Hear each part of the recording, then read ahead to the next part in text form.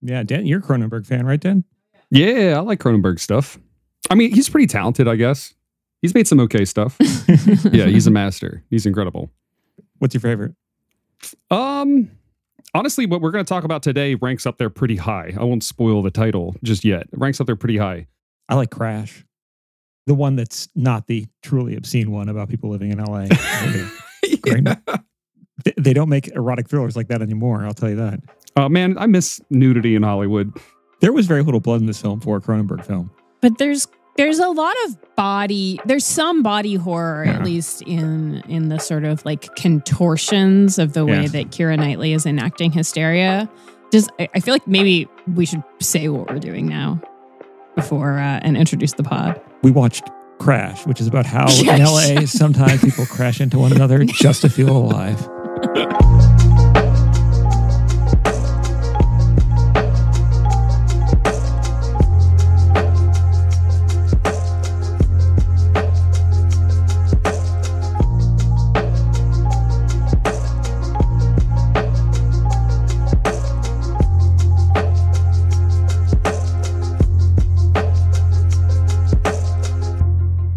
Listening to Ordinary Unhappiness, a podcast about psychoanalysis, politics, pop culture, and the ways we suffer now.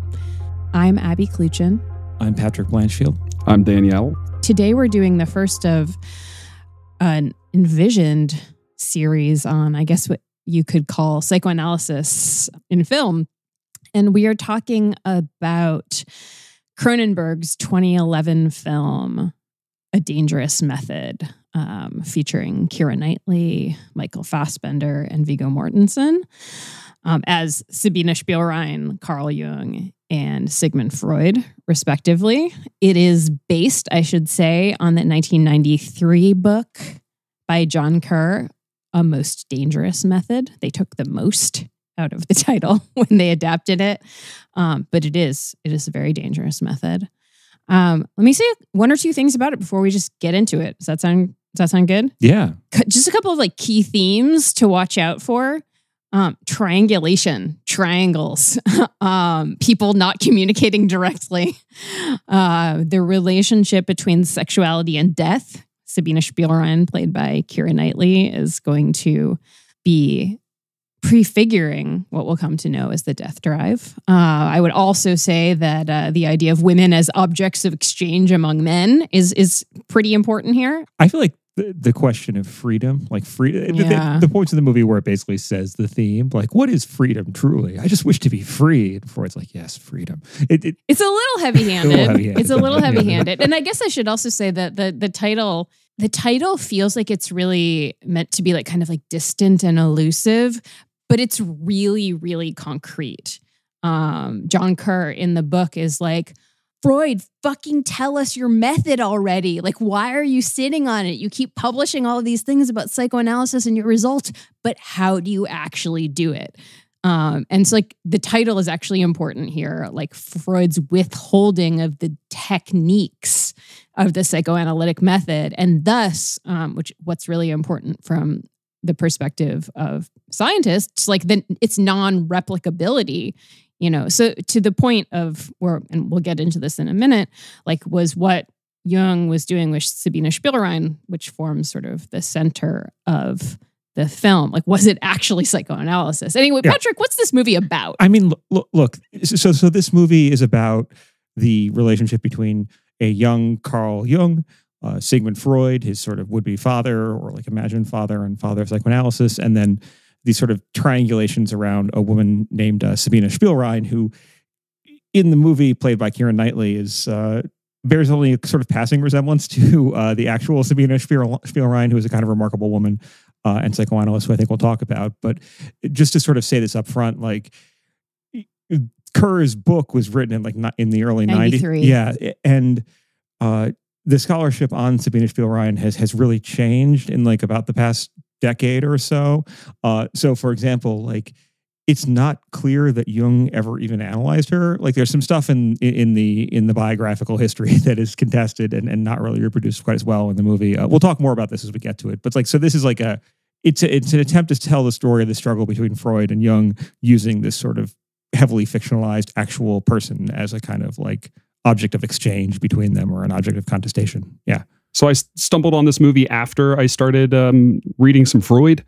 And it popped up. I honestly had no idea that Cronenberg had made this film. This completely went under my radar. Didn't realize it came out when it came out. And I was just straight up Googling movies about Freud because, I just want to see how he's depicted. And lo and behold, there was Cronenberg with the Freud movie. So I think this viewing was probably about my fourth viewing. Oh, wow. I've got a soft spot for this movie. I love movies about people in rooms talking. It's like my favorite kind of movie. I hate action scenes. I just want interesting ideas, please. Thank you. Make it interesting to look at. I'm a happy boy.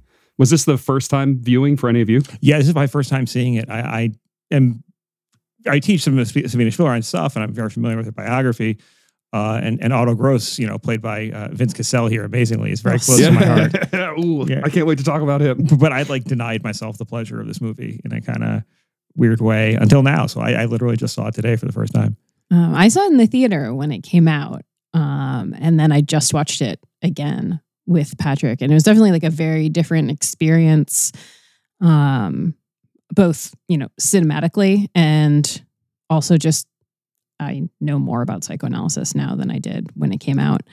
But yeah, I think this is the only Cronenberg film that I've ever seen because body horror kind of freaks me out. Weird thing about the genre of this movie, I know that it is just people in rooms talking to each other mostly. Yeah. There is kind of an underlying horror element to it, and it also has some of the trappings of superhero origin stories, as cheesy as that is to say, in that it's a lot of setting up who is this and who is this and how do they relate to each other. And you don't really get pitted high interpersonal relational drama until really the last, 25 minutes of the movie. It takes a long time for those puzzle pieces to get set up properly.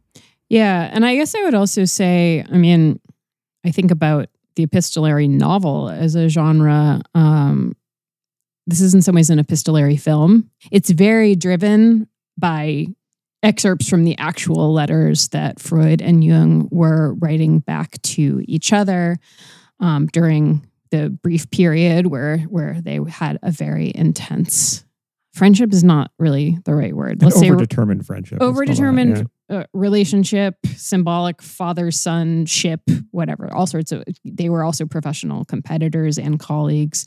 So their letters to each other, and then also Spielrein's letters to Jung and eventually to Freud, and then Freud and Jung writing back to each other about Spielrein. Yeah. Yep. Right. Spielrein is very much the object of the movie and of a lot of sort of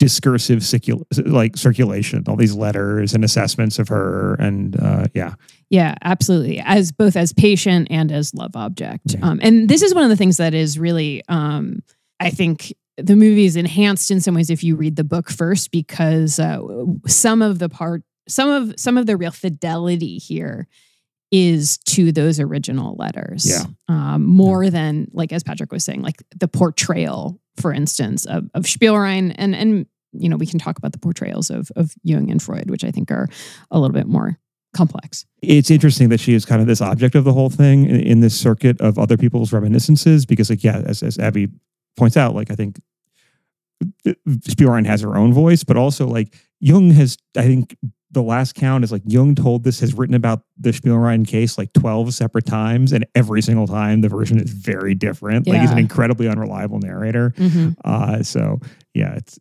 it's a text to take on with a bunch of caveats, but it is a rich one. Yeah. And it's a really interesting choice for an adaptation. It's a long book. It's 600 some pages, and has enormous amounts of original epistolary source material. It's also a pretty good place to go for a history of this particular period of psychoanalysis, to get introduced to figures that some of whom we see in the film, like Otto Gross, but Carl Abraham is in the mix, Ferenczi's in the mix, Bleuler is in the mix. So it's a very scholarly book. I don't think reading this I would be I'm going to turn this into a period piece film. But it works. It does work. It does work. I like in all this conversation, there's one character that none of us have mentioned that pops up all throughout the movie, and that's Jung's wife, who in this is shrunk down to be a housekeeper / perpetually pregnant character. Yeah. And that's pretty much the entire role she serves. So some people speculate that she was the one that started the letter writing campaign about Jung's affairs. This has been speculated about. Really? Yeah. Isn't that what is implied heavily in the film? It comes close to that. Like she's appears to be. Well, here, wait, let's get to it. Okay. Yeah, let's get to it. Yeah. Okay.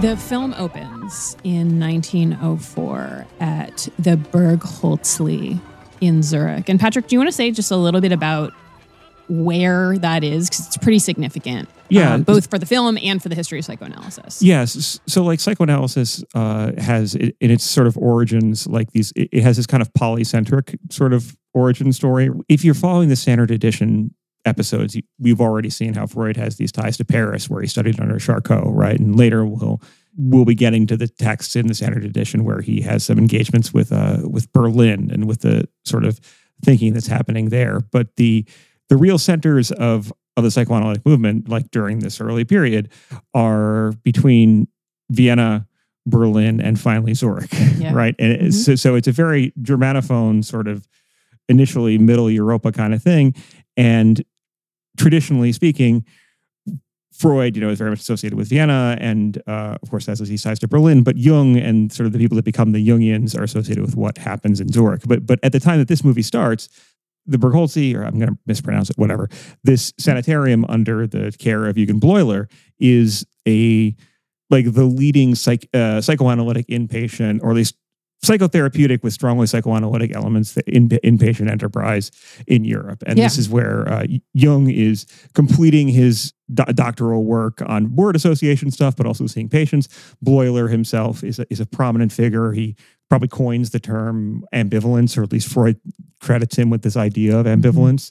And it's nothing like the Salpêtrière. We've talked about that one or elsewhere, right? But it involves various types of talking cures and various types of rest and relaxation. But it's just a kind of interesting place, and Zurich in general too is just to say about this is both the place where there is this interesting inpatient model, but also it's a site of a lot of like it's a weird like eccentric space for all these exiles and expats and lots of artists and anthropologists, like Lenin is there briefly. Otto Gross, who we'll talk about, may have been exposed to anarchism there, right? And so as like the third center of psychoanalysis during this first period, it's where like the most woo stuff is happening. But also there are genuinely troubled people getting care. So yeah. But also like it's where Jung is, ends up editing like the Jahr book, which, will turn into a really important site for psychoanalytic publication. I think what we're getting at is that there's a really easy kind of slippage between like founding of psychoanalysis, Vienna, and one of the things that this film is very helpfully doing is pointing out that actually like Zurich is at certain points equally, if not more important in the development of that story. So, that's where it starts. And Sabina Spielrein, played by Keira Knightley, is in the throes of hysterics. She is screaming. She's contorting herself. She's in a horse-drawn carriage being taken to the gates of the Burghölzli. And very quickly, we see her in a room, and we see the analytic scene, Shay Jung at this particular time, which I think viewers who are looking at this and thinking about what they know about like, the consulting room and the couch and that are probably going to be surprised, but this is quite historically accurate. There's no couch. They're just in hardback chairs. And Jung is like, here's what's going to happen. I'm going to sit behind you. And we're going to talk. The two things I sort of say here are first, like in the scene where she's in the carriage and she's having a hysterical fit, like just flag that because like the ending of the movie is also her in a carriage, this time riding away. Yep.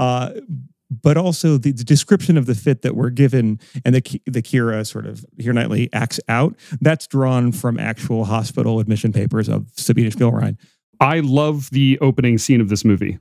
I think it's great. The opening credits, it starts on this like crawl of showing like pen striking paper. You see a lot of ink. It's setting up that the letters are going to be the center of the entire film, essentially. Yeah. And I'm expecting, Victorian whatever. Like traditionally, a movie like this would start on some kind of like city panorama and then come down into like an astute professor's office window or something like that. But here it like crash cuts to like wailing cries coming from a carriage that's like tossling down this like back road. And then the camera does this like crazy down low, up close shot of Keira Knightley.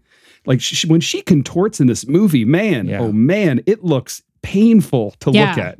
That's the body horror of this film. Yes. Yeah. Yes. Yeah. It's super effective, and it does draw you in right away. And then we cut after we've seen that first scene with Jung and Spielrein. It's actually like there's a kind of hilariously didactic scene where you see Jung with his wife, Emma Jung, who is, being depicted as this sort of like Aryan princess, and she's pregnant. And Jung is like, why won't Freud share the method? Why won't he tell us what the method is? Grumble, grumble, grumble. My dad isn't talking to me. Emma says something. Well, they've never met, so he hasn't met Freud at this point. He hasn't met Freud. And Emma's like, why don't you ask? And he's like, he says something else too. Emma's like, perhaps Carl Jung, future famous psychologist and originator of archetypes, you would consider experimenting with this new treatment modality you have discovered through Sigmund Freud, namely, quote unquote, talk therapy. And she says talk. He says the talking cure. The talking. It's a little clunky. But the film is not this didactic most of the time. Perhaps she's the one. What one? The one you've been looking for your experimental treatment, the talking cure. So astute. I've already begun it with that. Yeah.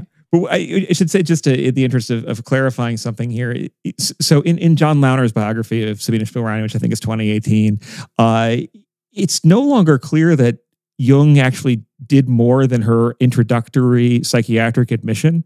Really? Yes. So in the movie, right, as Abby's described, he actually has these two chairs, and he's like, here, you will sit here, you will do talk there, you will free associate, I will ask questions from behind you, etc. He walks her through this. Yeah. And in John Kerr's book, it says they did this for 2 months. Yeah. So Launer basically says that Jung was there for the admission. Like he did the intake. He did the intake. Wow. And then has no other notes on her because he does his military service. Yeah, thing. so he does go off to military service. So right? in the movie, in the film, it's implied that they develop quite a relationship because when Carl has to go to his military, his brief stint as a military doctor for a month or two, she has a very florid reaction, right? Yes, and she's like disporting herself, like cavorting in the pond, muddy and whatnot. And, Bleuler comes up and she gives, and this part I think is actually kind of wonderful, that sort of like coy smile of the hysteric that is sort of like both innocent and knowing, like all at once. And then we get back to her, military service is done with, he's back. And suddenly, like 2 months later, it seems like it's like the next day. It seems like it's the next day. It's an edit long. Yeah, it's an edit long. And she is ready, I guess, or the demands of the film require that she's ready to be like the most forthcoming patient in the history of psychoanalysis, because he's sitting behind her and she's like, I can't sleep. There's this thing pressing against my back at night. But when I turned around, there was nothing there. You felt it against your back? Yes. Were you naked? I was. Were you masturbating? Yes. Tell me about the first time you can remember being beaten by your father. It's actually kind of remarkable. Like she's mostly acting with her jaw. Like most of like the hysterical fit is like gripping her face. Her mouth is being contorted as if from within. And Jung is like, is this when you're masturbating? And she's like, yes. And then immediately he's like, tell me about the first time you were beaten by your father. And it's like, all of this is coming pretty fast. Okay. And here's an important historical sidebar from Sabina Spielrein's life is not only that, in fact, she was beaten by her father, but that she, at this point, at least according to Kerr's book, doesn't know basically anything about adult sexuality to the point where her mother got the school she went to change the curriculum to keep this from her. Yeah. Wow. Like she is like a sexual innocent, at least like she's an epistemological sexual innocent. She's had, as we will come to learn, have many intense erotic experiences. But it's worth saying here, maybe now we can talk a little bit about who Sabina Spielrein actually was and how this brought her to this place. Because, because there is this way in which, like, what the Cronenberg film does is it basically takes this woman who was, I think, by all accounts, a genius, and turns her into kind of this sort of sex pot, right? And it to the point, and like she plays the hysteric thing quite well, right? Like you know, she's always caught between these rictuses of agony and pain and pleasure, and you know, like after she acts out in the pond, and Bleuler is like, oh, maybe we can get you to do some occupational therapy, and she's like, my occupational therapy desires are suicide or at the end of the universe or something. It's like, extremely metal, actually. Yeah, we see like the various like sort of nurse nun figures dunking her in an ice bath, and she has this look of like postcoital bliss on her face, and but in reality she was.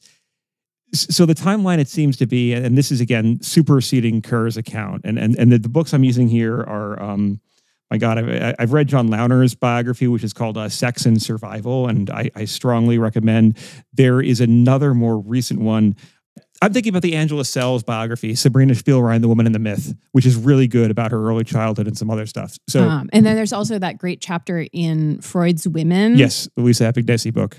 Yeah, I think it's with John Forster. Also. Yeah. I don't have it with me, otherwise I would have consulted it. So, so the deal is, like working backwards, right? Sabina Spielrein is born, I think it's 1885, in Rostov-on-Don, which at this point is part of the Russian Empire, and she is one of 5, I think maybe perhaps 6 children born to a couple. Her mother is has family ties to some prominent rabbinic scholars. Her father is a extremely successful businessman, but appears to have been a kind of both brilliant, as in like would for most of her life corresponded with Sabina Spielrein about abstract problems in physics, philosophy, and mathematics, etc. And you know, she was encouraged. She became in the household. She was trained as a violinist, as a composer, and all the hard sciences and stuff. And you know, was speaking 3 or 4 languages by her mid-teens, etc. But it also appears to be the case that the father, in addition to being sort of this genius who raised this precociously brilliant daughter, was extremely abusive to her, probably sexually. The mother may have been abusive in other ways too. It's a little bit unclear about some of that. And she definitely had a trauma, though, in her, I think it was early teens, that sort of had sequelae that led her to the Burghölzli, which is when her beloved youngest sister dies at the age of 6. And this is when she has her first sort of experiences of howling grief and sort of inappropriate public behavior that we associate with hysteria. When she gets to the Burghölzli, though, so the timeline that Launer and I think Sells run with is that Jung basically does the admit for her, and then goes on his military tour, his brief stint, you know, of required military medical service. Bleuler, arguably, and this is the argument Launer makes, does most of the actual therapeutic work with Spielrein, such that by the end of Jung's military service, when he comes back, she's basically already better. Oh, interesting. So the way the film is framed, basically, she comes back. And Jung sort of senses naively that she needs some sort of boost upon after the transferential blow of his departure, and he's like, "Well, why don't you come work in our lab?" Yeah, right.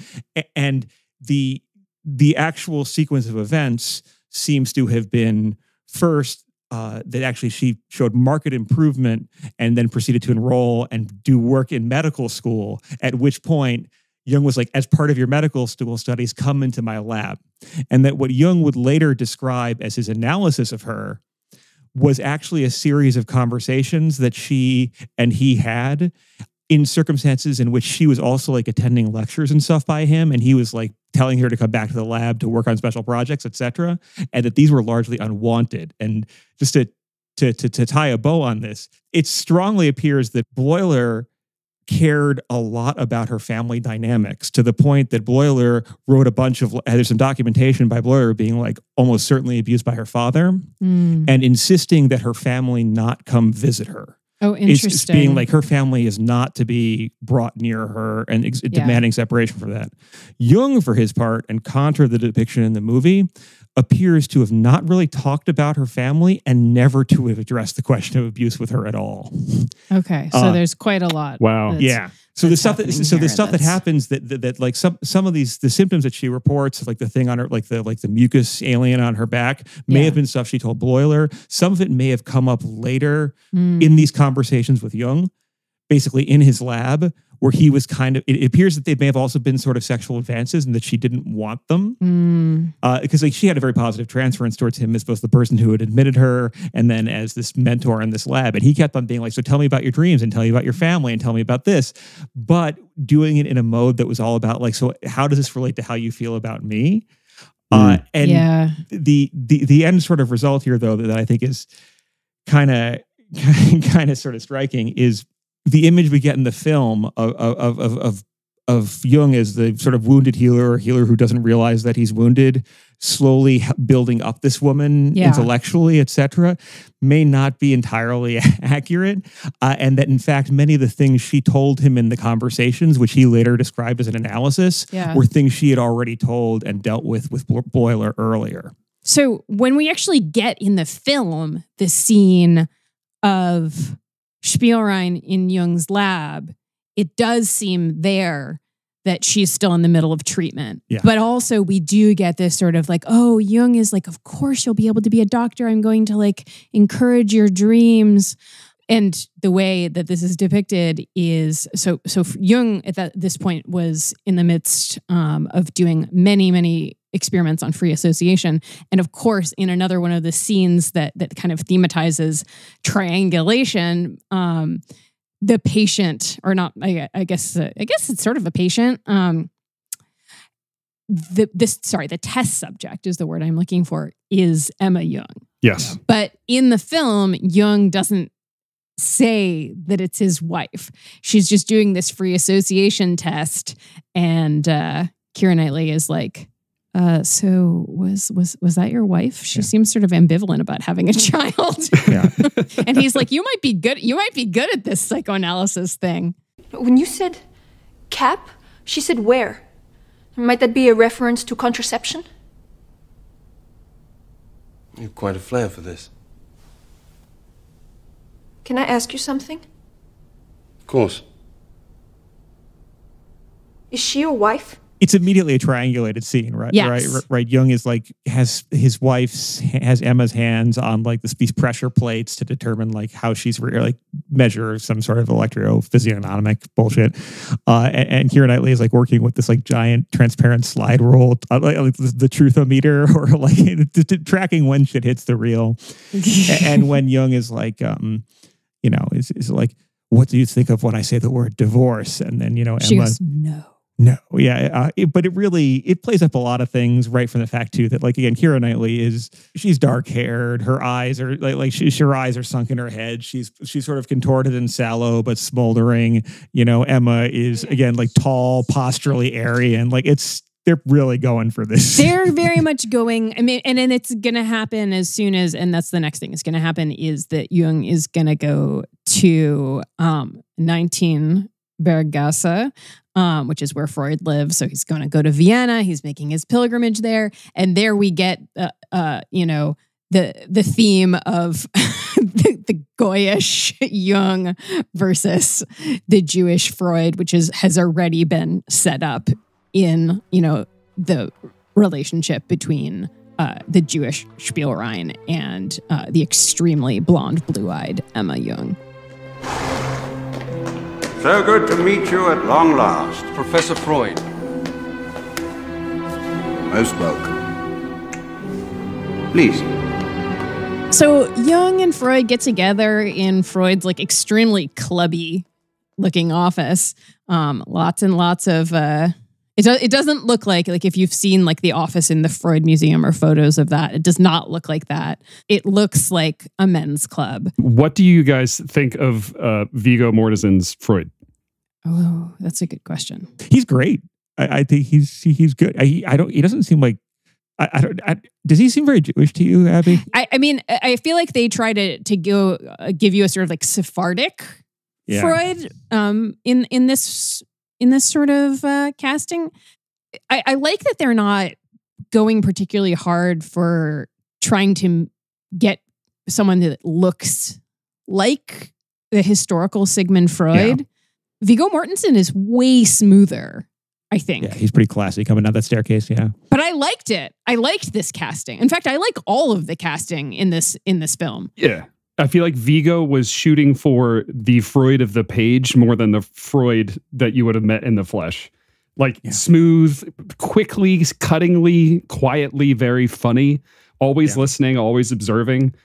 I really like his Freud. I really like it a lot. He's very charismatic.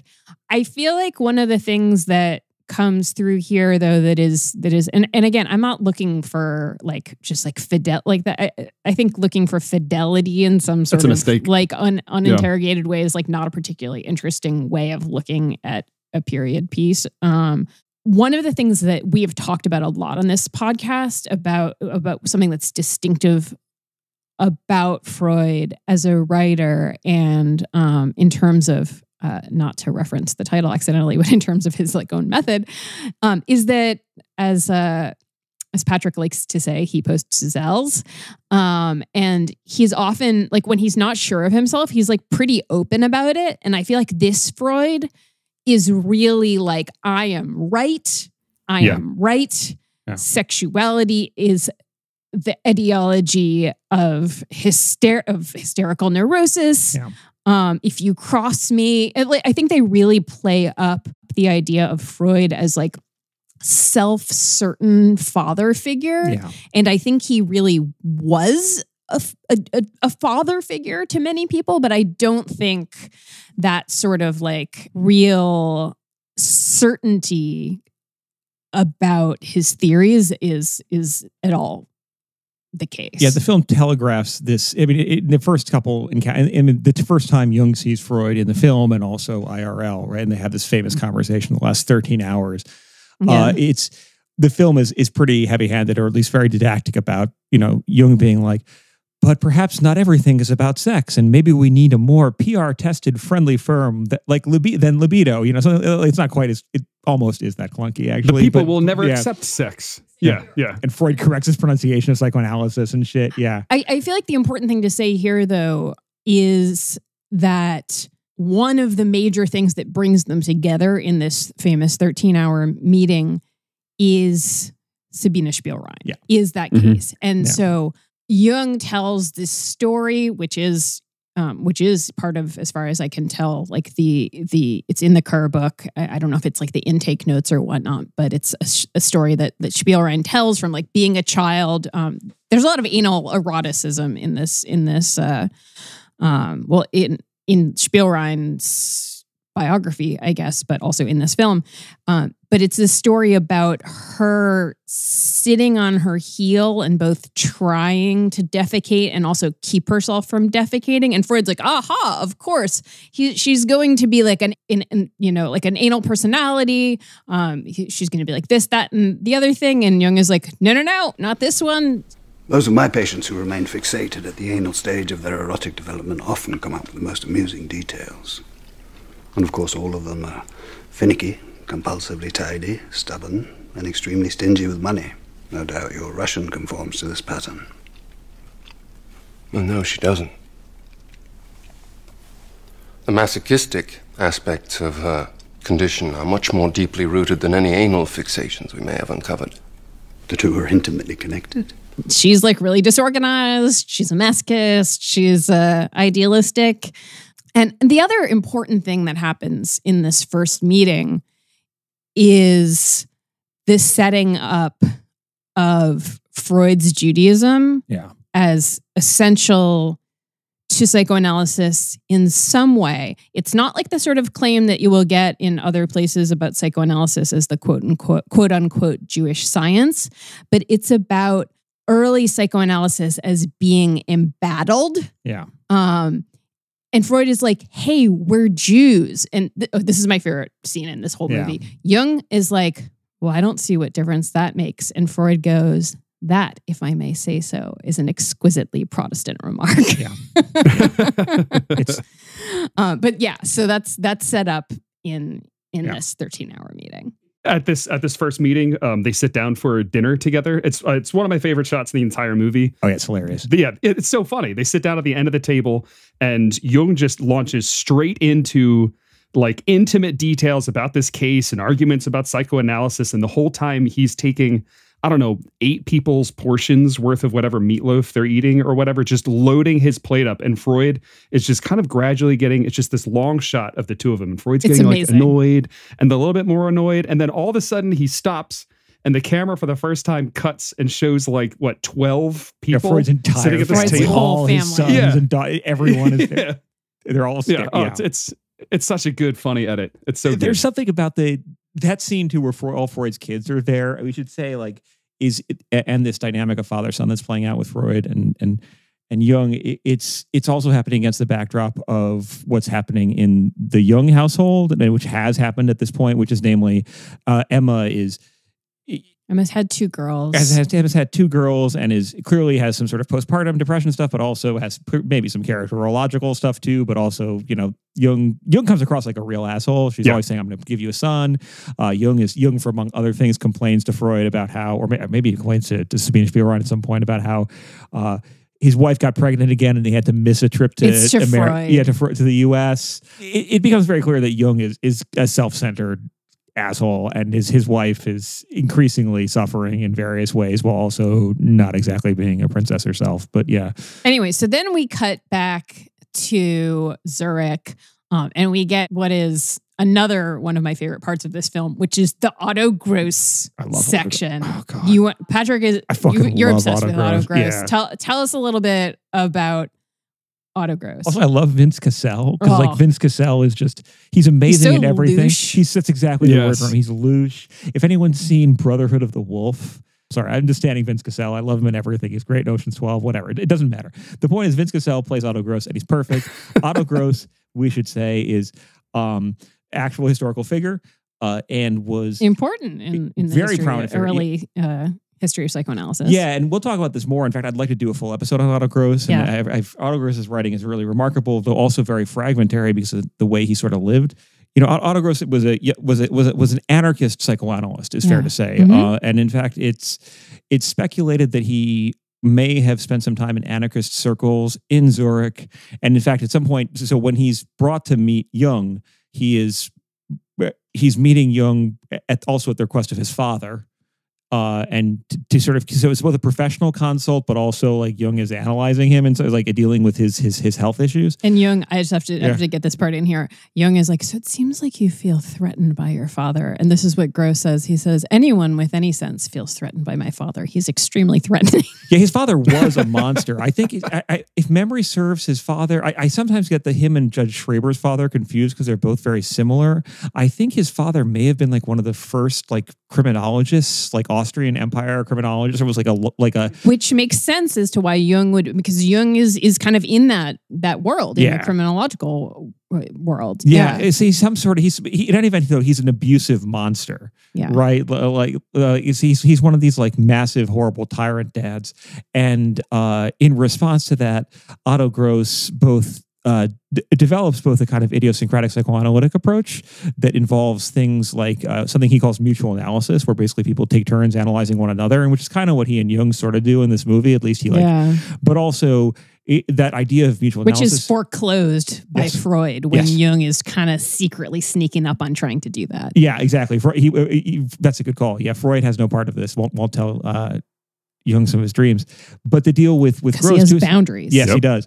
And whereas Gross does not. And it's speculated that Gross's idea of mutual analysis he may have actually gotten from Kropotkin via mutual aid. Oh, really? Yeah, it's kind of cool. But he wrote a lot. He was very invested in like a using psychoanalysis for liberatory political purposes. Yes. This also, he's very much interested in like the idea, for example, of like revolution. He's very interested in the idea of overthrowing patriarchs. Not surprisingly, given his background. In fact, at one point he tells Freud it's almost a little on the nose. He says, Freud, who thinks that he and Jung, Otto Gross and Jung, are the two possible people who are the two analysts capable of making an original contribution to our field, is a line that Freud has. But yeah, so he could have been the favored son. He could have been a Jung, basically. Yeah. But Jung before Jung gets ejected. Yeah. But he basically has he has a theory of the sociogenesis of neurosis. Is basically like Otto Gross's grand explanatory plan for everything is that the reason people are fucked up is because of patriarchy and right. This leads him to two things. One, to kind of a fetish over what he takes to be matriarchy as being a better alternative, and a celebration of the idea of overthrowing gods and masters and kings. He even has a line. I think he tells Freud that he wanted to. He tells one of his analytic buddies that he wants to die while murdering a judge, which is a kind of awesome thing for to say. That is not in this film, but in the film he represents he clearly represents in what is like a little bit of a heavy-handed way, like the idea of like freedom and specifically sexual freedom. And so like there's this, he has a couple of great lines in this sort of like mutual, and I mean Jung is analyzing him, but they're still talking like colleagues. And Gross has this kind of throwaway line about how he can't possibly imagine a more stressful concept than monogamy. And Jung is like, wait a minute. Isn't some sort of degree of sexual repression necessary, like in a society? And Gross goes, no wonder the hospitals are full. Yeah. And then he's like, never repress anything. And then he specifically, and this is again where I get annoyed with it being heavy-handed, but I get it. It's fine. He's like, so you've never slept with any of your patients? And Cassell is, while he's going through the office, like pocketing little pills, like Dr. Sample packs of morphine. I think he's like taking some like little like flasks and stuff like that. He gums some blow on the way in. It's just to round out the other half of the Gross story. That in addition to this anti-authoritarian, anti-patriarchal stuff and this weird sort of abstracted fetish of matriarchy, is a lot of women and a lot of polyamorous arrangements with women, some of whom may or may not have known that these were kind of polyamorous relationships with women. So he's somewhere between like prophet of sexual liberation and womanizer, also with a drug addiction that would ultimately like poly drug addictions and some psychotic episodes probably brought on by coke and other things. And he eventually dies kind of horribly. I forget what he dies of exposure, like starves himself to death because he comes to a grim end, which is also prefigured in the movie. But he's presented as like this figure of total transgression. Yeah. Right. And he's got a thesis statement. Yeah. Okay. He literally gets to deliver a thesis statement. And the thesis statement is our job is to make our patients capable of freedom. Yeah. But not to repress yourself. Is to unleash all kinds of dangerous and destructive forces. Our job is to make our patients capable of freedom. I've heard it said that you helped one of your patients to kill herself. She was resolutely suicidal. I just explained how she could do it without botching it. Then I asked her if she didn't prefer the idea of becoming my lover.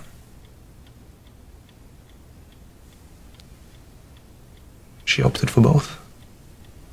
That can't be what we want for our patients.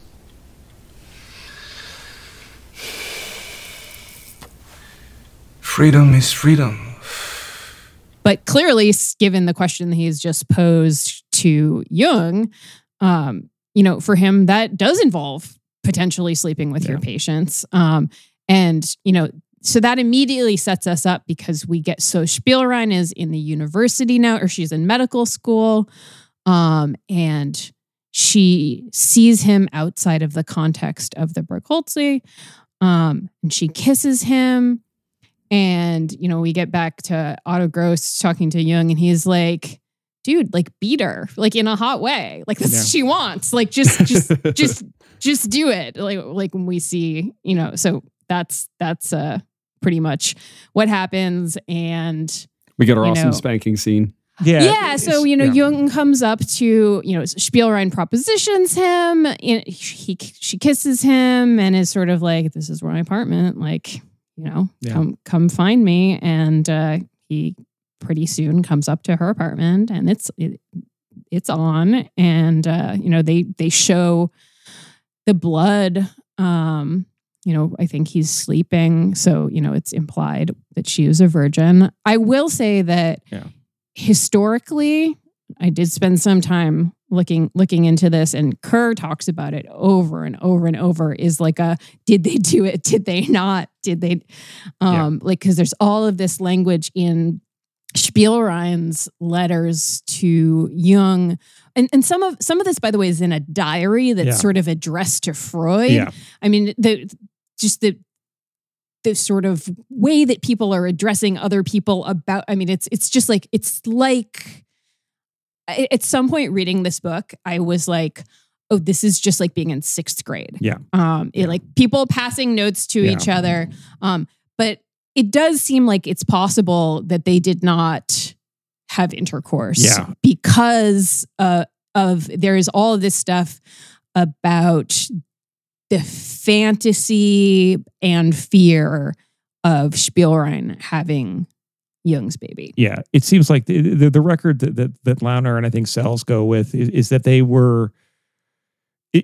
they had some sort of relationship that was romantic or whatever. It's some sort of affair. Yeah, for about 5 months. Yeah. And that appears also, again, the film makes her sort of the agent of this. Like she broaches the possibility and plays to Jung's various repressions. Launer and others kind of indicate that maybe he kind of took advantage of her and pushed for it. Not just in the way that he structurally takes advantage of her for this movie as her therapist and does this. It actually seems like he kind of may have hounded her into this. And then, it ended, it later resumed a little bit, but it also, again, the way the film presents their relationship, she is sort of this femme fatale who wants him never to leave and who wants to just even wreck his marriage, etc. Whereas the counter narrative appears to have been that first she, at a certain point, describes him as a Don Juan. She's like, oh, this guy, I'm going to be the first of many affairs that this guy's had if I'm not already, number 2 or 3. So she refers to him as Don Juan, and she loses interest in him. But also all her female friends repeatedly call Jung a, quote, good for nothing is a term that's used over and over again. So I mean, who knows what personally she actually did feel. Right. But all this, of course, is counterposed because Freud soon gets involved with what's being written about Spielrein to others, right? And I should say that when describing her, Jung, like, for example, at some point tells Freud that, like, from above, she is a most brilliant woman. But once you get below the neck, she becomes like a fish. Like these weird kind of like, she's asexual. Yeah, Jung comes off like a real asshole in this movie. Sorry, Abby. Well, Jung is this is a great part of this movie is that Jung is the villain. And that is, like, as far as I'm concerned, basically correct. That's correct. Before we get back to the, like, Freud talks to Jung about Sabina, all of that sort of stuff. I want to just kind of say what's happening now is like a cutting back and forth, like between like Jung with Emma and Jung with Spielrein. So like right after this scene where we find out that she's a virgin, they cut immediately to Emma and him looking at this grand new house because it's important that he is not only a Christian, but a rich Christian. Like these are some of the things that made Freud think maybe he's going to be the inheritor of my kingdom because he's going to be acceptable to so many other people and as a non-Jew, because he's going to be able to have the funds. And this money, importantly, comes from Emma. Okay. Yes. And they're looking at the new house, and Emma's like, if you cheat on me, I don't want to know. And also, I bought you a boat. Yeah. I expect you wish you were a polygamist like Otto Gross. If I were, it would be something quite different than what we have, which is sacred. I would have to be sure you understood that. I wouldn't want to know anything about it. I have a surprise for you. And then we go back to Spielrein who is the absolute opposite of, this sort of like, there's this thing with Emma is like, I don't want to know. We don't have to talk about it. We can talk in these sorts of coded ways. And then Spielrein is like, hey, like, what's it like when you make love to your wife? Like, is it good? And like, also, I want you to punish me. And then we cut back to like, there's a new baby for Emma. I mean, it just really goes back and forth. And Emma's like, will you come back to us now? Because it's a boy. Yeah. Finally. And so he cuts it off. And it's... Oh, wait. First, Jung takes Spielrein on the boat that Emma bought him. Yeah. The beautiful shot, that crane shot boat that comes down with the two of them like cradling each other in the center of the boat. Lovely. It's the oceanic feeling, clearly. I think we see Jung on... do we see him on that boat 3 times? One with Spielrein, one with Freud. Yes. Couple times with we Freud. see him maybe by himself, right? Yeah. Yeah. Yeah. And I feel like there's this sort of thing here because the other distinction we're getting between Freud and Jung is Freud, the scientist who is absolutely insistent that like he is a materialist, and Jung being like there is more stuff than is explicable via the scientific method. And so I feel like there is this sort of like obviously like there's an actual boat, sure, but there is also a kind of like a woo-woo-ness to it. They're getting a little bit at the sort of like mystical tendencies of Jung through all of these sort of like watery shots with him. Yeah, Jung does things like, at some point he predicts like synchronicities. He's calling out like coincidences and stuff. And Freud is like, this is woo goofy bullshit. And also like, he doesn't say it quite so bluntly, but like basically you as this white Aryan person, like, yes, you can represent the movement in certain ways, but also the idea that the movement could descend or the idea that the movement could tarry with talking about the occult is a liability that I, as a Jew, could not possibly like even fathom, whereas you feel like you need to go there. Why should we draw some arbitrary line and rule out whole areas of investigation? Precisely because the world is full of enemies, looking for any way they can to discredit us. And the moment they see us abandon the firm ground of sexual theory to wallow in the black mud of superstition, they will pounce.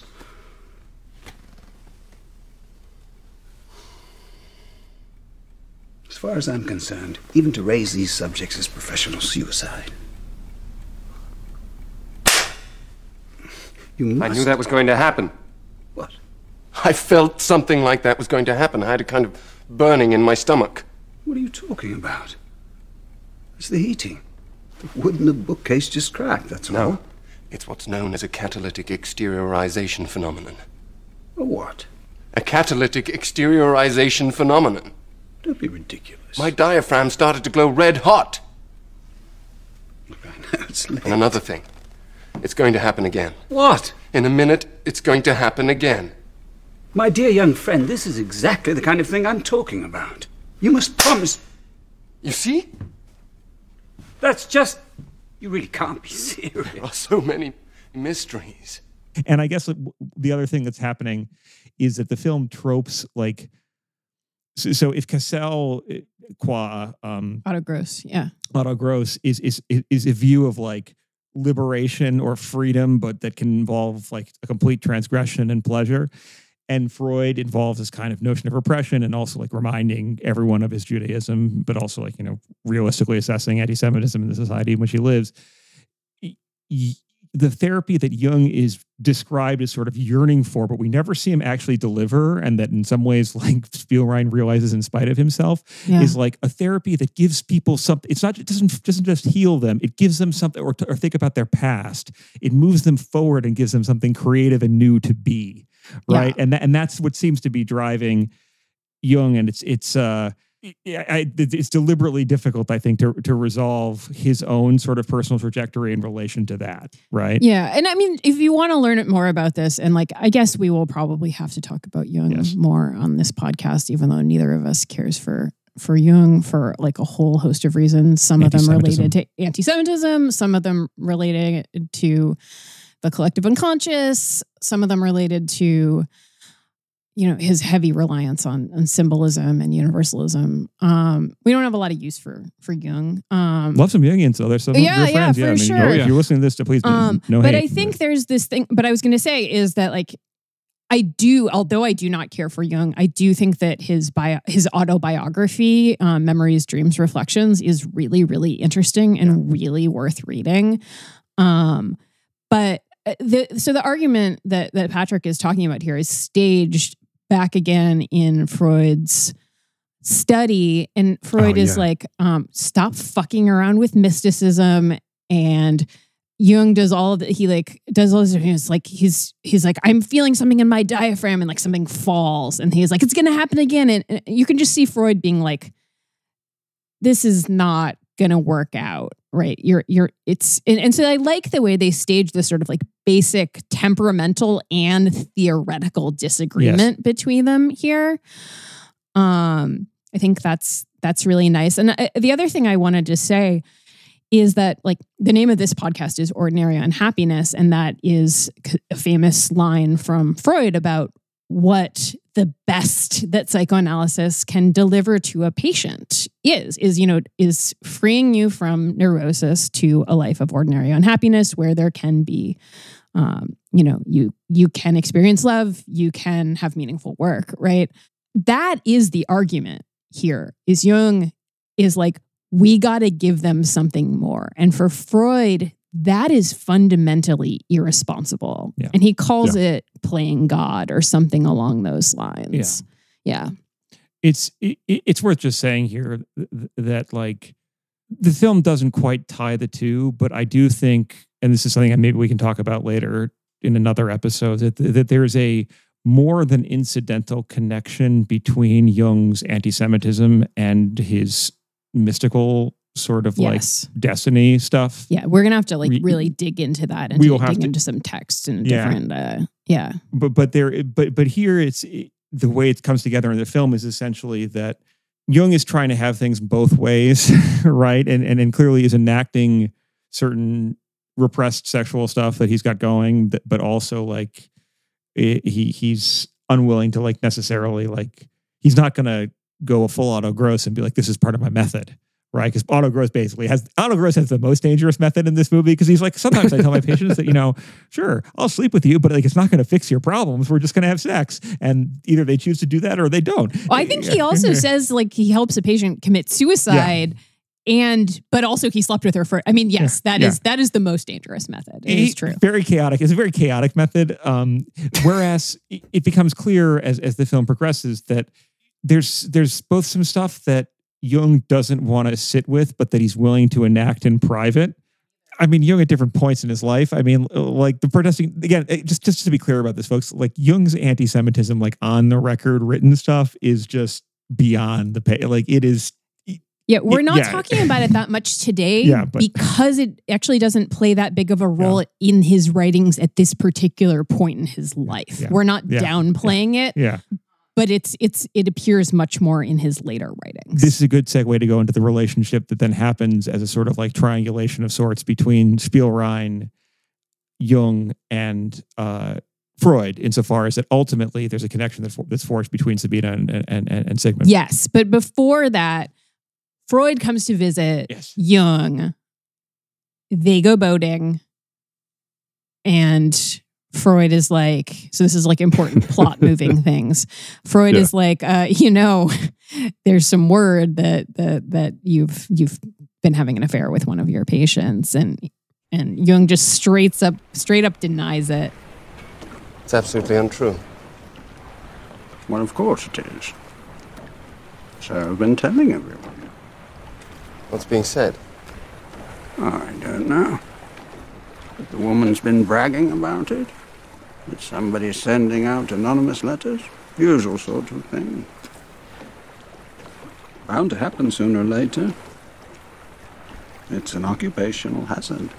And then he cuts things off in a really brutal way with Spielrein.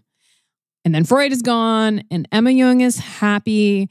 And then Spielrein comes rushing into Jung's office and she is so pissed off because Jung wrote to her mother. And this really did happen, actually.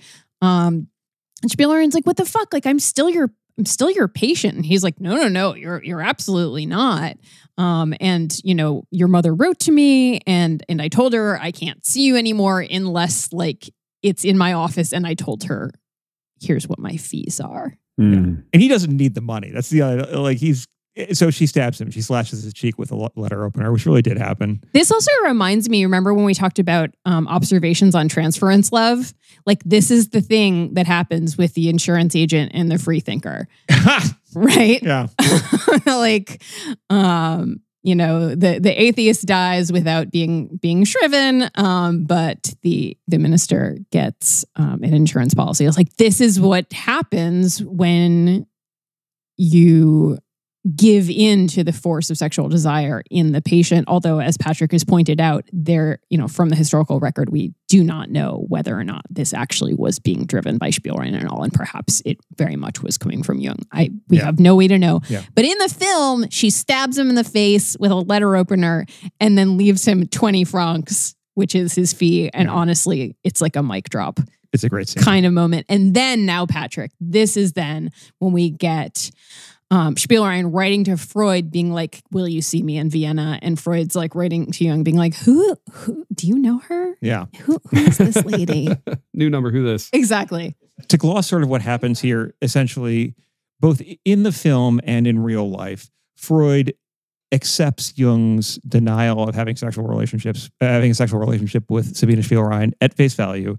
And because of his previous inclination, as already established in the film and in his biography, takes the rumors themselves as signs of the resistances that he himself has already come to know from the broader public vis-a-vis psychoanalysis. That this is a calumny, and you know it's tied into, of course, with the again, there's the anti-Semitism here in all of this, right? Just to state this baldly, part of the libel against psychoanalysis during this pre-World War I period and well into the Second World War is this idea that this is just a vector for Jewish doctors to get access to Aryan women privately, and that the sexualization of everything that Freud does is essentially a deliberate sort of degenerate rendering perverse the family. This is probably should sound very familiar, right? It's a typical moral sexual panic of kinds we've seen before and we're currently seeing now and other things, right? So we also then get Freud writing to Spielrein, and this is, you know, again, it's the actual historical letter, and he's like, suppress this,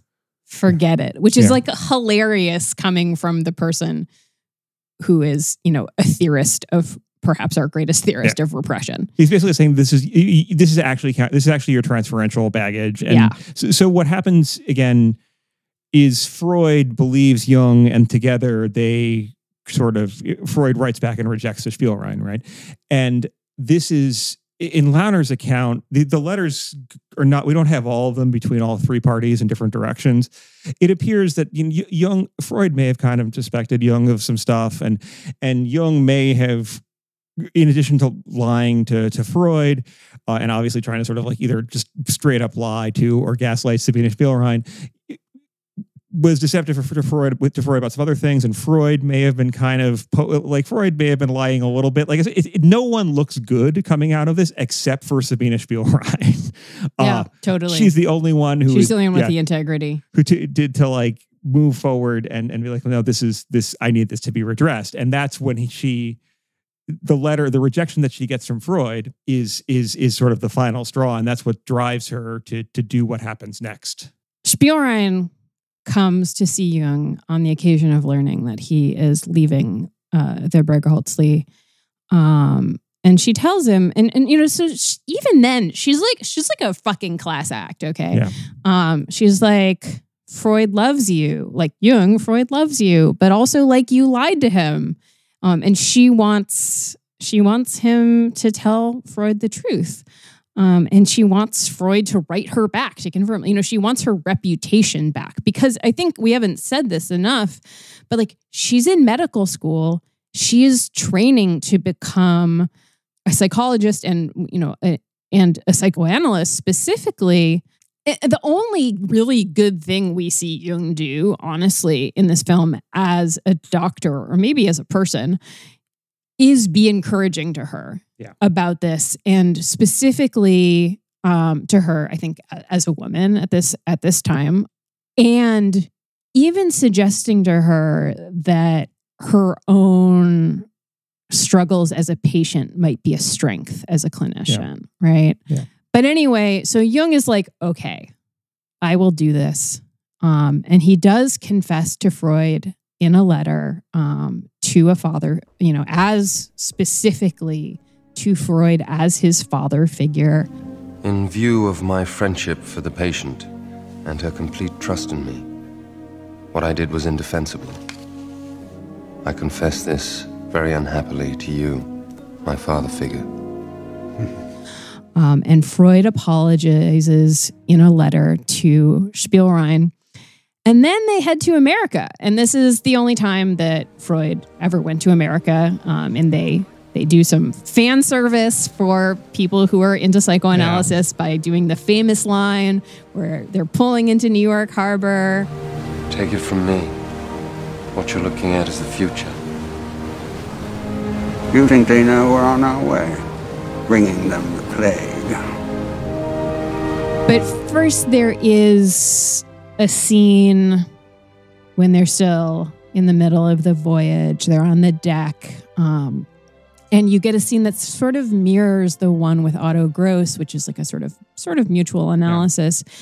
Yeah. And Jung is like telling him, Jung throughout this film tells Freud his dreams. And these are dreams that are like attested. He wrote them down at the time. Probably because I just can't stand Jung, and I also couldn't stand him as portrayed here. I became selectively deaf during this. I was like, this is really boring. I don't care.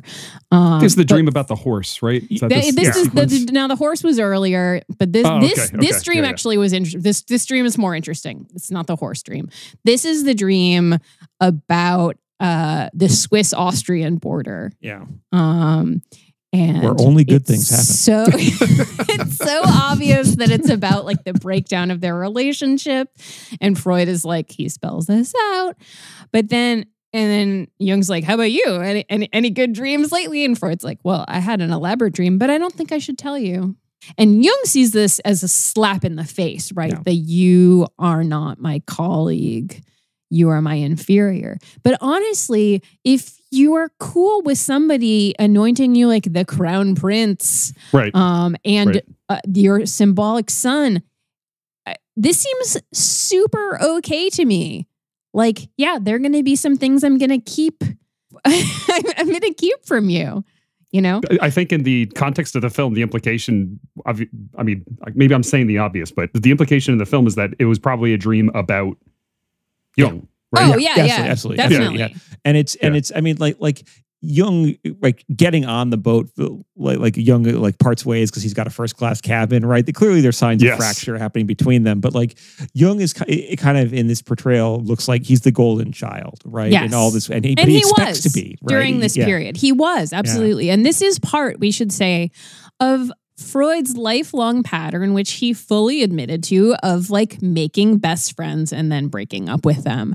And, the best friends are often his colleagues. So, Fliess is one of them. Jung is one of them. There are more to come in the future.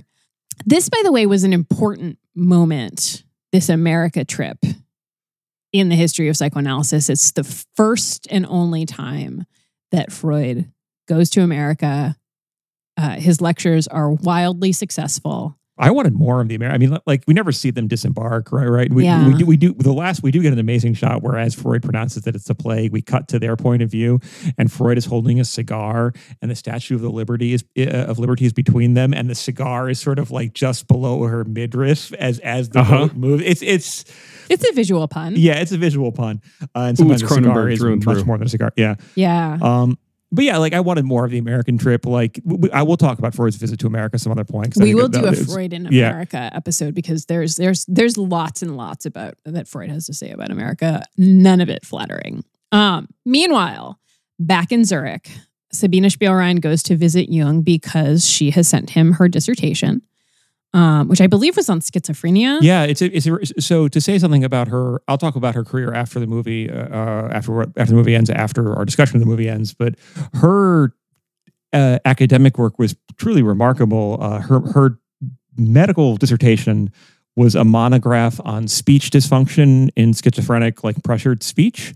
And in fact, it's worth saying here that she's one of the first people to write about that from an analytic perspective. Mm-hmm. And then there's a 20 or 30 year gap before anyone else does. And then Lacan famously does it later in the 60s. But like there is a point at which the understanding the verbal production of people who are having psychotic breaks or whatnot as having its own structure, that's an insight that she sort of has. Yeah, much very earlier. Early on. Yeah, absolutely. And so her dissertation then also becomes, I think it's the first psychoanalytic dissertation to qualify, to be deemed worthy of earning its writer a medical degree. And it becomes, I think, the first psychoanalytic dissertation monograph published as such in several other journals. So it's a remarkable piece of scholarship. Yeah. One of which Jung is editing. Yeah. And that is why she comes back, because she's like, will you publish this? And can we work together like as grown-ups? And everyone, they both are like, of course, yes, we can do that. And like immediately cut back to their apartment, to her apartment. And she's talking about this, what I'm going to call for shorthand. I'm not being like super technical about it, but is a sort of predecessor to the death drive. Professor Freud claims that the sexual drive arises from a simple urge towards pleasure. If he's right, the question is, why is this urge so often successfully repressed? You used to have a theory involving the impulse towards destruction and self-destruction, losing oneself. Well, suppose we think of sexuality as fusion, losing oneself, as you say, but losing oneself in the other. In other words, destroying one's own individuality.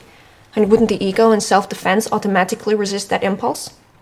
You mean for selfish, not for social reasons? Yes. I'm saying that perhaps true sexuality demands the destruction of the ego.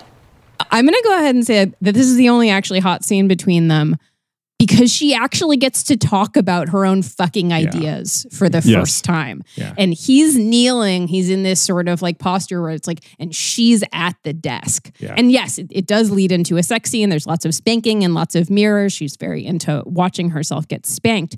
But it is important also because this is the only scene where he treats her as somebody who's like, she's coming up with these like really novel and creative ideas about, again, what I'm kind of calling a proto-death drive, except for her, it has much more to do with sexuality than it eventually will for Freud. Yeah. But then, so she's like, I'm going to leave Zurich after graduating. And we get this kind of nice moment where he's like, dreams about going with her, but eventually is like, I am a bourgeois coward. Yep. And she's like, maybe I'm gonna go to Vienna. And he's like, could you maybe not go to Vienna?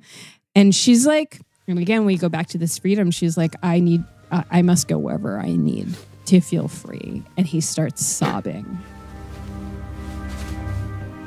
Don't. So after that, we cut to Spielrein in Vienna in Freud's office. And they are talking about ideas. And she's talking about how sexuality involves self-annihilation.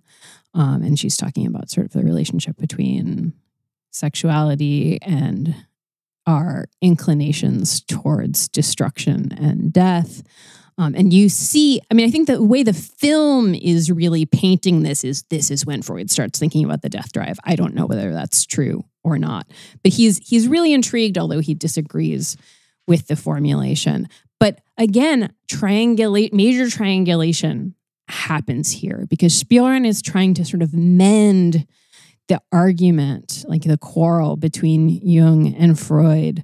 And Freud goes, and this I actually am quoting, I wrote it down. He's like, I have no dispute with Dr. Jung. I was just mistaken about him. I didn't bargain for the second-rate mysticism. And of course, like a minute later, he alludes to his dispute, but she's not able to do this, which is fine. But they really end up having the conversation in a more fully fleshed out way about ordinary unhappiness as like best possible outcome versus the possibility of bringing more to the patient. And you get this view here that like Spielrein is just going to be a much more incisive listener and a more creative theorist than Jung.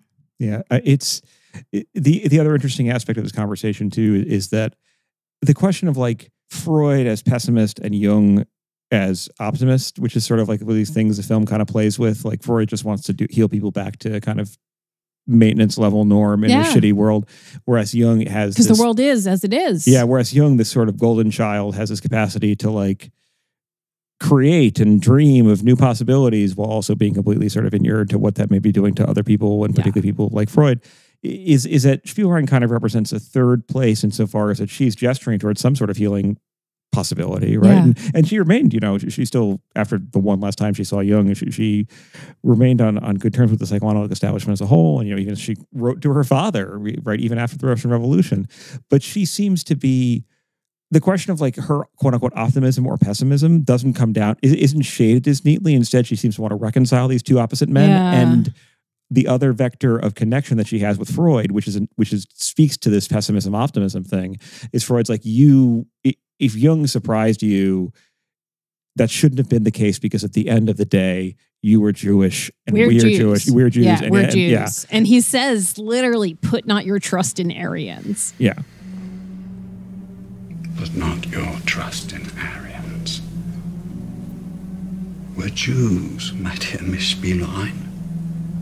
And Jews we will always be. And then he asks her to take on a couple of his patients. Yeah. So she clearly entered, she in a mode that is not the same as Freud. Literally earlier when Otto Gross, we learned that Otto Gross is not doing well, and Freud essentially says to Jung, this is when they're on better terms, that now that Otto Gross is out of the picture, you are the chosen prince, right? Yeah. Here we have a scene in the office where he connects with Sabina Spielrein, Freud connects with Sabina Spielrein, and then refers clients to him, and clearly her, there you go, talk about a slippage, but clearly puts her in the position of not the chosen like prince or something. Oh, it's not as a colleague. Yes. And also as a member of this ethno-religious community. So it's a very different, much more real type of encounter. He's still talking down to her, though. Like there is still this sort of like, you're not a man, and you can't be my equal, even though I also do respect you enough to want you to take on some of my patients. And when she becomes a member of the psychoanalytic, I think she's either the first or second woman member, and anyway, she's endorsed by Freud from the get-go. Sure. And passes unanimously. Yeah. Yeah, for sure. I mean, yeah. And so the whole next section of the movie is the break between Jung and Freud. And it's so good. There's so many like amazing juicy shots of sad Jung in the most opulent settings possible. Yeah. And Freud also actually. But Jung writes to Freud and he says, you treat your friends like patients and you sit on your mountaintop. And we see Freud walking in this like very formal garden in Vienna. And he's narrating a letter, where he's severing their relationship, and you see him put Jung's picture in a box. And I just can't overstate the pettiness of, because when you think about, in an abstract way, you don't have to subscribe to like the lone genius, like theory of, I don't know, what the fuck ever, in order to kind of casually think about like Freud and Jung as these sort of like towering early 20th century figures. But they're writing these letters that are just sort of like, you did this to me, and this is how, and I just can't stand it. And like, no, our friendship is, and like, we're just not going to be friends anymore. Like, we're just not going to be friends anymore. And like cloyingly human. Yeah. And I would say that this is the kind of thing that, and I'm going to paint with a really broad brush here, we talk about this as like, this is the way that teenage girls relate to each other. Yeah. We don't associate it with, men of science, but that is like absolutely what is happening, is petty slights, taking too much food at the dinner table and not respecting someone in a particular context. But it's like some of the things on which they disagree theoretically are extraordinarily important, and we're clearly going to drive them apart regardless. But it is actually a lot of the personal stuff and temperament and disposition and personal slights that I think really do the trick. Yeah.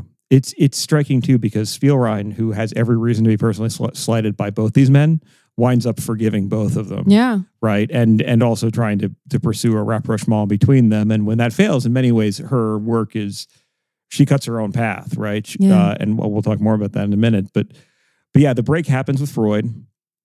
Years pass. Like by this point, we're like 1914, maybe the war, 13, we're right before the war, I think is about where things start to wind up. And she sees... So we cut to Emma and Sabina Spielrein, who we have not seen together since the beginning when Spielrein was helping out with that free association exhibit. And by the way, like, the costumes are great in this film, but they're particularly great in this scene where they are set up finally as mirrors of one another. They're both in white with like lacy collars, and Spielrein is married. She's pregnant, and she says that she and her husband want a girl. And this blows Emma's mind after years of, I guess, being pressured to have a son by her husband, Jung, who had a bad relationship with his own father. And Emma is like, I need you to help me with Jung. He hasn't recovered from the break with Freud. And in a very interesting reversal, she says, if you were staying here, I'd ask you to analyze him. Yeah.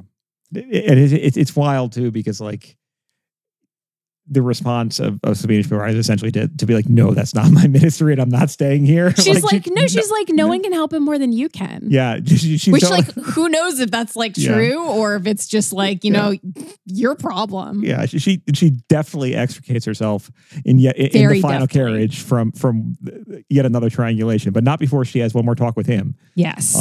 Where he's surly and glum. She's like, your children are beautiful. And he's like, so you're married. Yeah. You're married. Who he married to, and he's like already has another mistress, by the way, Tony Wolff, who he has a very long standing another Jewish woman, right? Yeah, like she's half Jewish. Yeah, but yes, another former patient also training to be an analyst. Yeah. Let it not be said that Carl Jung did not have a type. Yeah, he's kind of stuck in these repetitions. Yeah, whereas she goes off and to do her own thing in a carriage. Now instead of being dragged somewhere in a carriage against her will, she is in a carriage going somewhere else of her own accord. And let's just be clear that, like, although, you know, she clearly loves him still, she has found her ordinary unhappiness, you know, like she really has. Jung is still immersed in this pettiness. Like, you took Freud's side, and, you know, he is the most histrionic figure in this film. Yeah. Certainly. He's like, you know, my love for you is the most important thing in my life. It made me understand who I am. And then he points to her belly and is like, that should be mine. Like, and his wife is like a few steps. His wife, who he's like hounded to have like, oh, you had girls first, like, is like a few steps away. I have no sympathy for Jung in this. At all. And especially it's in this film. There's a certain irony too in the history of it, and I guess this is a segue in a moment where we can talk about Sabina Spielrein in her own right. But that part of the reason why she's not so well known, or was not so well known in the Anglophone world, and apart from being a woman and a Jewish woman and a woman operating behind what came to be called the Iron Curtain, is that, and this is again a kind of irony, Jung did cite her a good deal, actually, and so did Freud. But when Jung was translated into the US and became extremely popular in the 50s and 60s, for reasons that I just don't understand, maybe it was because they wanted to cater to a type of like solitary genius type myth even. They removed all the footnotes and citations from the editions of Jung that became bestsellers here. So in other words, the way in which he would name check her, or even, and Freud does name check her about vis-a-vis the death instinct, right? But Jung was also very scrupulous about that, and for an accident of like translation or stylistic practice or like publication house, best practices, she just did not receive those citations and became a kind of forgotten figure who is, I think done an injustice by this movie, but that's neither here nor there.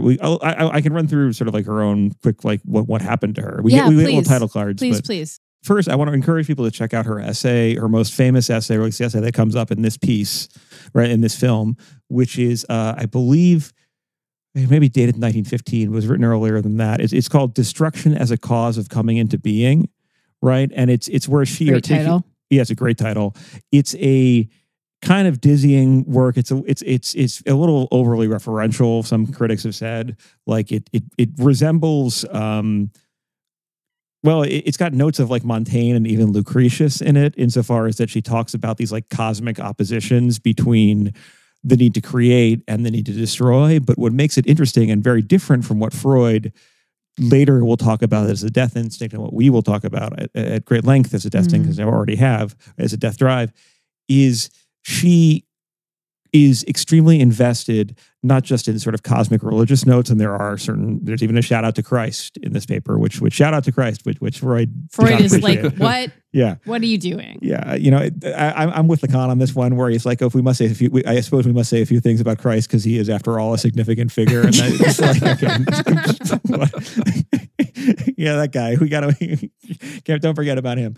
But the deal with her is that she does a whole bunch of things that are innovative, right? And some people have said even that, for example, that like you could trace Jung's notion of archetypes back to her. Or there's a shout out to that in this film too, where she has a whole thing about how like there's a little bit of woman in every man and vice versa. Mm-hmm. The other thing she sort of does in a kind of prescient way in this paper, though, is she grounds the notion of a destructive impulse in a very firm dialectical relationship with the reproductive impulse. Yes. Right? Yes. And that grounding is sort of mediated by her position as a woman, right? So the central thesis of the paper, right, is that there is a kind of, you can understand their life, suffering, the universe, like it's kind of a metaphysical paper in this way. Jungian in that way. Yeah, Jungian in that way. It's or even like apophatic, right? It's trying to dance. It's trying to articulate something that individual expression has a really sort of kind of bends when it gets near. Is this idea that there is an opposition between the impulse to reproduce and the impulse to survive. So sex is actually opposed to survival, at least insofar as that. And in this way, she actually anticipates a lot of what happens, later evolutionary thinking vis-a-vis like genes and like the indifference of genes and how genes want to propagate themselves and they don't give a shit about you as the person who carries them, right? In fact, they don't want anything, but that they exist to do this. She essentially argues that the desire to preserve oneself through living, but also as a being with certain types of boundaries, is in a difficult relationship with the biological need of the species to reproduce itself. Yeah. And which in the case of individual people involves sexual experiences, which are fundamentally undoing of the ego and involve a kind of, as the French say, little death, I suppose. But also, and more specifically in the case of women, involves very real experiences of bodily sundering and also of potentially lethal consequences in terms of childbirth. So as she sees it, the opposition between life and death is not as like an abstract dyadic conversation between like the Apollonian, Apollo's creative impulse versus like the Dionysian destructive impulse, right? Or between Eros and Thanatos. It's about how the reproduction of the species and individual choices and here it's very hard to read this biographically, right? The idea women must, in order to do this creative thing of giving birth in Sabina Spielrein's world, must give up their own professional careers, must potentially ruin their own bodies, etc. So it becomes a situation where this abstract dialectic between principles is instead grounded in like sexuation or sexual difference and in biological dependence in this way that's really kind of it was still striking now, even if parts of the essay read very sort of kind of woo retrospectively, and there are some very 19th century aspects to it. But so she wrote this paper. It's really good. It's really interesting. And it's, she wrote about like 30 papers. Or she's something incredibly like that. She's prolific. quite prolific. Let's just be really clear. This is the one that is most cited. Yeah, there's a new essential Sabina Spielrein writings. I think maybe Routledge or Palgrave did it. I'll put it in the show notes. It'll be in the show notes along with these two biographies. But basically, her deal is after getting her medical doctorate and becoming an analyst and joining the analytic and the International Analytic Association under Freud, and with unanimous approval, she is exceedingly prolific. Writing not just about schizophrenia and language and dealing with biology and trying to reconcile certain psychoanalytic principles with biological underpinnings, for better and for worse. She also gets really, really involved in child psychology and in developmental psychology and in doing psychoanalysis with children. She goes from Vienna and Zurich, where I think the film is sort of implied she's on her way from Vienna. She stops in Zurich and she's going to Geneva, which is where she wound up after her analysis was done with Freud, because Freud analyzed her too, right? Or that's the trend. That's the proposition that's made in the film, right? The point here is that after receiving Freud's imprimatur and getting her training analysis, and becoming an analyst herself, she then goes to Geneva. In Geneva, she arguably begins before Anna Freud or Melanie Klein do play therapy. Yeah. So like seeing children, having them work with toys, and then because you can't do normal language free association with a kid who's, not fully verbal yet. Right. So instead you have to monitor their play. And so she sort of pioneers this kind of like baby watching sort of like approach, which is really interesting. She gets involved with a lot of people who are major figures in child psychology. While in Geneva, in fact, her student both her student and then her patient, or rather the person whom she performed a training analysis for was Jean Piaget. Yeah, Jean Piaget. Yeah. Right. And so a lot of his theories of creativity, et cetera, may be tethered to her. Right. So people who are invested in developmental psychology via Piaget may know him from that. And she has these legacies. After the Russian Revolution, she eventually does return to Russia. She had separated from her husband for a period of time. He had gone back first, I believe, and had another daughter with another woman, but they reunite. They have they have several daughters, I believe. The rest of her siblings go on to storied careers in the fine arts, in music specifically, but also in medicine and the sciences. Several of them are in the U.S. now. It's a brilliant, deeply troubled family, but she sort of has her own family, and in the Soviet Union participates in.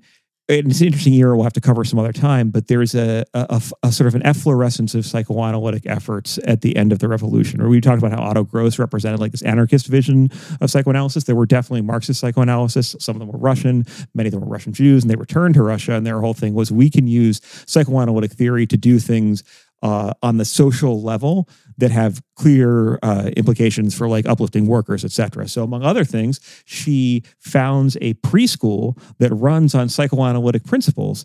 And among the attendees in this preschool is Stalin's son, Vasily, who comes to an unfortunate and not too dissimilar from Otto Gross's. But that's neither here nor there. The point is that she becomes a titanic figure in the emergent field of psychoanalysis in the Soviet Union. That then is largely purged. It's sort of a tragic story, but she remains a figure in psychology and other university departments there. She trains, among other people, Lev Vygotsky, who may be familiar to a lot of people. And then finally, and this is a sort of a tragic end to it, her husband dies, and she and her children are killed by, I think, an Einsatzgruppe in 1942 in Rostov-on-Don. They're taken to the local synagogue and shot, along with most of the town's Jewish population. So there is this way in which her story is of marked personal triumphs, of crossing all these disciplinary boundaries and very real-life borders, of being not like the father of her own fields, right, in this gendered way, but rather something much more generative of having all these mentorship relationships. Yeah. But then also of erasure by the archives and the coincidences thereof, but literally at the hands of Hitler's genocidaires. So it's quite a 20th century story in that way. It's profoundly sad. Profoundly sad.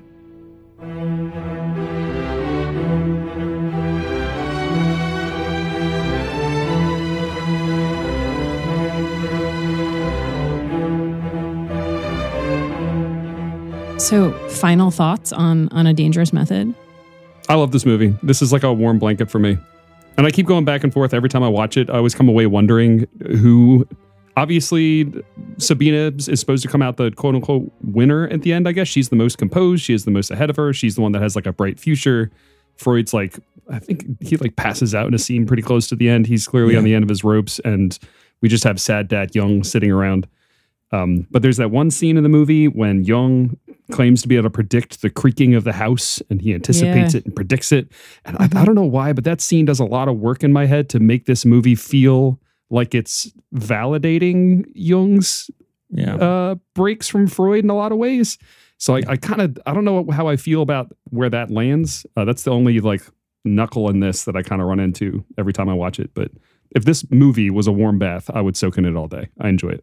4 out of 5. I give it 4 out of 5 cigars. Yeah, 4 out of 5. I Is wonder that a rating system? Yeah. Yes, I've just created it. 4 out of 5 cigars. Maybe 4.5. I like it a lot. I like it a lot. I get a little bit impatient with films that telegraph their themes in heavy-handed ways. That could be idiosyncratic. I don't think it is. Yeah, I liked it. I thought it was very good. I want to see more psychoanalysis in movies. Like, I think Sabina Spielrein the Sabina Spielrein in this movie is not, I mean, Keira Knightley does a great job, but it's not, I don't think it does justice to this historical figure, if that's the thing we care about. But I do think it was, I wonder what people would think of the movie walking into it knowing nothing about Jung in particular, and if they might just see this as like a tragic story of this nice man caught in a marriage where he's unhappy and having to eat. Like, I wonder if people might actually identify with him. You think? Because Yes. I feel like everything in this film is militating against that reading. I feel like even if you care, like, don't fuck your patients is pretty basic. Yeah. And I understand, because I have spent a lot of time reading about the history of psychoanalysis, that so many, the reasons that we have many of the rules that we have today, the reasons that we have professional codes of ethics and things like that, are because of things that happened that taught folks that those guardrails needed to be in place. But he knew. Jung knows this. Okay, he's not Otto Gross. Otto Gross is like, this is actually, sexual libertinism, freedom. I'm helping people become more free. Jung is like, I am doing the wrong thing and I'm going to do it anyway, and I don't give a fuck who it hurts. So I think it really shows him in a accurately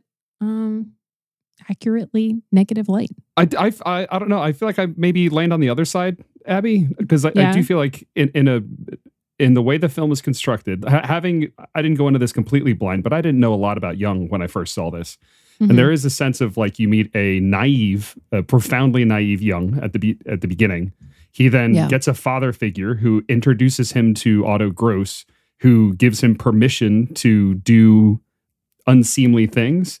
And then it almost feels like Otto Gross's influence is an extension of Freud's teachings in Jung's life. And then when he acts out on Otto Gross's like prodding and then begins to meet repercussions for making this mistake with his patient, Freud just washes his hands of his influence and walks away. And there's kind of a sense of like Jung gets kind of, Jung's a sad dad who was done harm by people who should have loved him right at the end of the film. And I can totally see people glomming onto that, like having identification with it. I guess I think that the original bad dad here is Spielrein's dad. Yeah. Yeah, for sure. Jung uses, it's not just that he's sleeping with his former patient and like would-be mentee. It's that he is specifically using the psychic material of Spielrein's that comes up about her being turned on by violence in the bedroom, which originated from her father hitting her, and those like primal feelings of being turned on by shame and humiliation, and that he's willing to then play act that, which I'm totally fine with in any situation where it's not the doctor. Well, I think that, right? I don't think any of us are disagreeing here, but I think actually what that crucial distinction that's at play for you is not, and which I again co-sign 100%, is not one that I think the audience that isn't invested in either of these figures or in the practice of psychotherapy necessarily enters the film with, right? And so there's what I wonder about that, and then is how the countervailing weight of essentially just like the sort of the BDSM elements, or just like the kinkiness of the whole thing, like even the historical setting becomes like a giant sort of exercise in like camp and kink in this way, right? It does. Such that it becomes like, it's very beautiful the way sex scenes are staged. But it, to drive the point home, it can be the entire film can be read as like I'm thinking about these other Cronenberg films like Crash, where it's like it just becomes a spectacle of people doing stuff beyond the limits of transgression, and they've all sort of like seem to, because they're all in this world that is so lush, and we only ever see them and we don't see the perpetrators outside the frame or what they go on to become, it all somehow becomes as if consensual, and it just all becomes like this kind of weird generative play space. I don't know. I think that's bad. I think it's a shortcoming of the movie in some ways, but I don't know. Interesting. Yeah. But I'm right there with you, Patrick. I do want there to be more movies that feature psychoanalysis in action. I'm hungry for it. I think we can all be on the same page. And we should do more episodes like this then. The 7% Solution. Oh God. Yes, that's it. Anyone looking for a movie for this summer for the waiting days, 7% Solution. Yeah. Folks, this has been really fun. Thank you so much for listening, everybody. We will be back soon. Bye. Bye. Love you.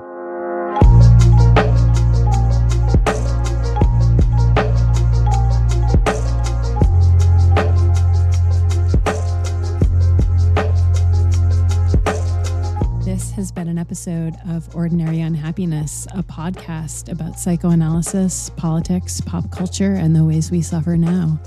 I'm Abby Kluchin, and today I was joined by Patrick Blanchfield and Dan Yowell. This podcast is produced by Dan Yowell. Theme music by Formal Chicken.